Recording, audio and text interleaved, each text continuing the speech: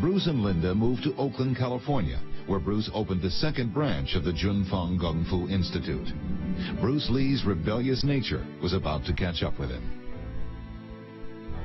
Bruce's attitude toward teaching whoever wanted to learn, particularly Caucasians, angered many of the elders in the Chinese community, with the result that when he was teaching in Oakland, they sent a challenge.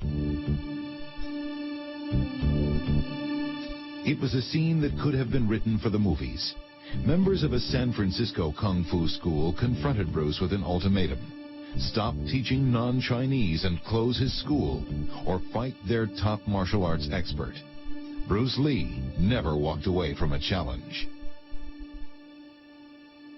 I was present at that fight, and in fact I was 8 months pregnant at the time with Brandon, and I never had a moment's fear myself because I had such confidence in Bruce's ability.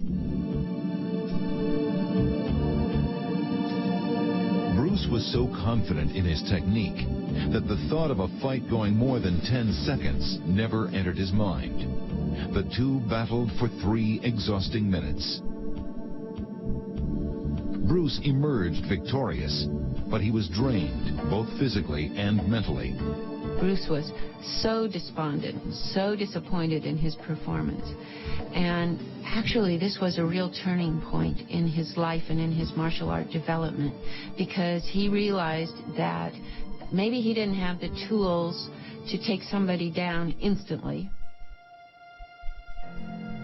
To increase his stamina, Bruce trained like a man possessed. He was driven by the specter of the challenge.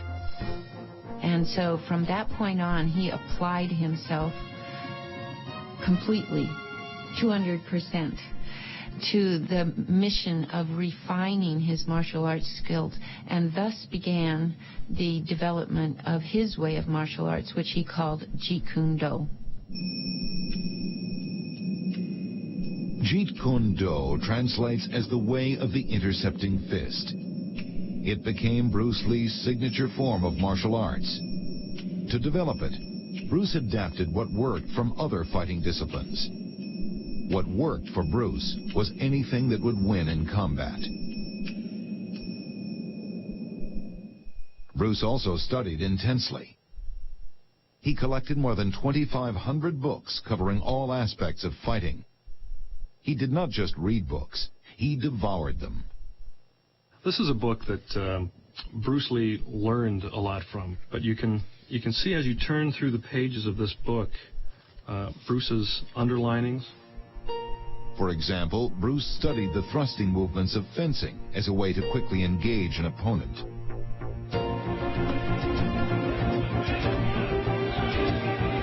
The results of all his studying and training would soon pay off. Bruce demonstrated his martial arts skills at karate tournaments. He wowed audiences by doing push-ups with just 2 fingers. To demonstrate how much power he could generate with just a short thrust at his fist, Bruce showed off what he called his 1-inch punch.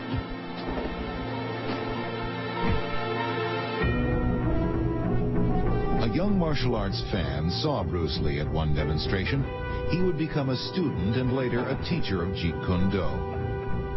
His exhibition in his Chinese Kung Fu was awesome. It was for real, it was simple, and it was direct and explosive speed. I've never seen explosive speed like Bruce Lee did.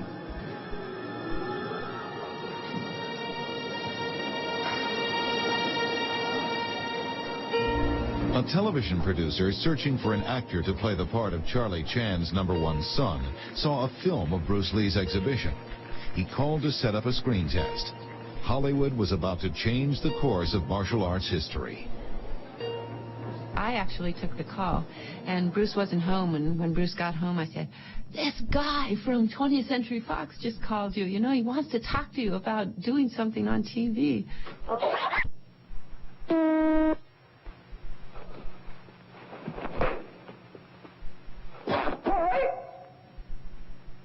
Test X1.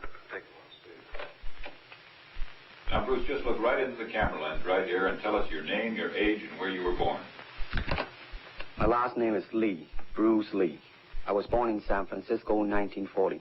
I'm 24 right now. And you work... When I see Bruce in that original screen test, what goes through my mind is remembering how he was apprehensive. Now look over to me, Bruce, as we talk. I understand you just had a baby boy? Yeah. And you've lost a little sleep over it, have you? 3 nights. He had not been before a camera for many, many years, had never planned to go before a camera again. That was not part of his planned future at that point. And here he was now in Hollywood doing screen tests. There is the finger jab. There is the punch. There is the back fist and then low. Of course, then they use leg straight at the groin or come up. Or, if I can back up a little bit, they start back from here and then come back. All right. It's kind of worried. He has nothing to worry about. Number one son never happened, but that wasn't the end of Bruce Lee's Hollywood career. When the cast was chosen for a new TV show called The Green Hornet, Bruce Lee was introduced as the quick-footed sidekick, Kato. Well, I'll say it the Chinese way. 多謝晒. Thank you very much. Bruce Lee started a boom in martial arts. It marked the end of his plan to open a chain of kung fu schools and set him on the path to martial arts superstardom.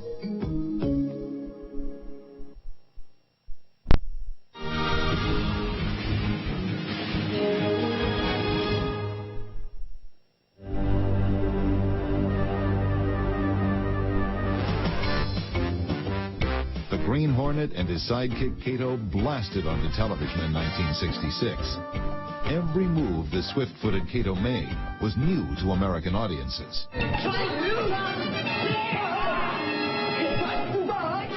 Bruce made the human body a weapon in a way that people hadn't seen before. There's a difference between being tough and being cool.